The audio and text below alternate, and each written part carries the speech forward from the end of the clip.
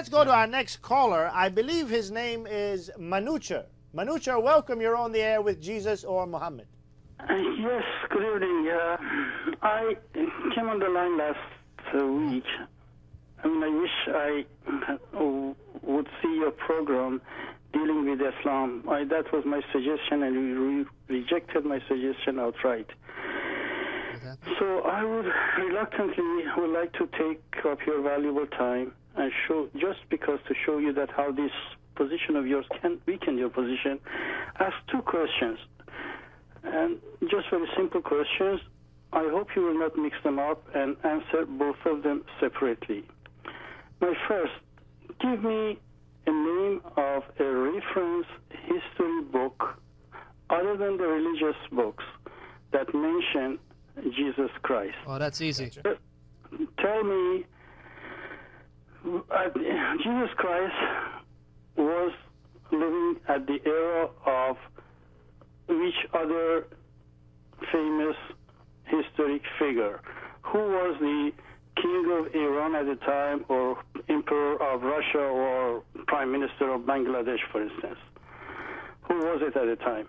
Okay, and give us your next question. That was the two questions. Oh, that was the two Yeah, questions. two Thank you, questions. Sam. Okay. David, let's take You want to those deal with the questions. evidence outside of... As for the who mentioned Jesus, I'd like to point this out because this is a very interesting question.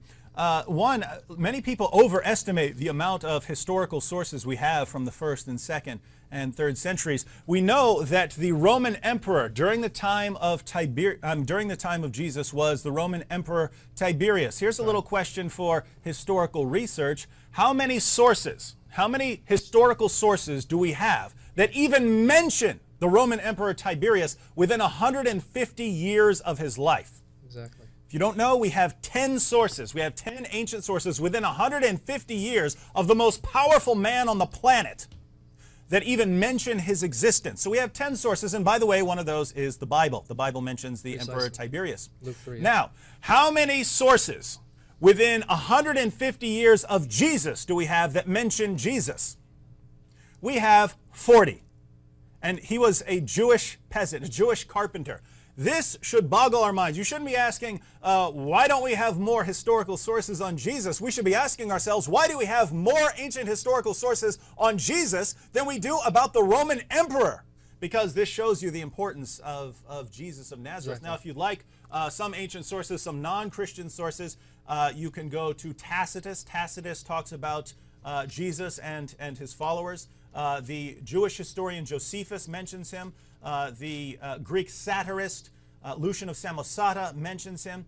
Marabar Serapion, who was, we have a letter preserved from someone named Marabar Serapion who mentions Jesus. So these are some of the sources. But by far, the most important sources on the life of Jesus are the Gospels. These are first century, and if you go to actual scholars, whether it's Christian scholars or non-Christian scholars, they agree that the Gospels, the genre of the Gospels, these are first century Greco-Roman biographies. These are people who are sitting down saying, this is the life of Jesus. So don't ignore these historical records when these are our most reliable historical records. And if you study these with an open mind, you will conclude Jesus was the divine Son of God who died on the cross for sins and rose from the dead. And we must, if we're going to listen to anyone tell us about God, we have to listen to Jesus. Excellent. Brother Sam. Yeah, by the grace of the Lord Jesus, I just want to add something.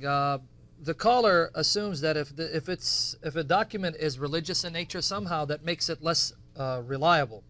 Are we to assume that only non-religious figures can record history accurately, so that an atheist is less biased than someone who's religious? Everyone has their biases. In fact, if you read any ancient record, the author who's writing has a specific bias, whether it's religious or otherwise. So try to brush aside the New Testament documents as being irrelevant because they're religious. This is irrational, and it's being inconsistent because this is not how we do history. And secondly, you have to account for the start of Christianity.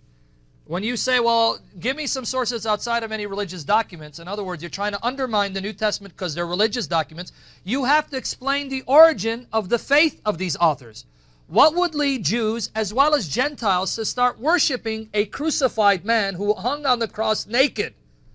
What would lead Jews to believe that this figure was their Messiah when for all intents and purposes he was a failed Messiah because Rome had vanquished him on the cross?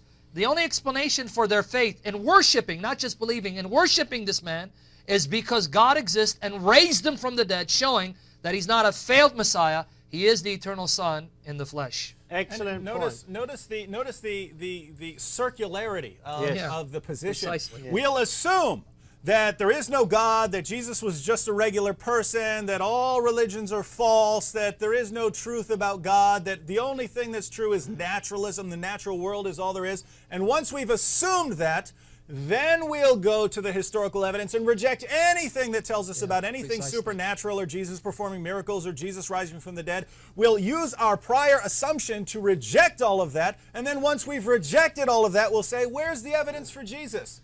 Well, if you don't have a problem with circular reasoning, which is the fundamental fallacy in logic, by all means, you can believe whatever you want to believe, but those who want a more logical approach, you're going to have to come up with a better method of investigation. So Thank much you for that for your objection. call.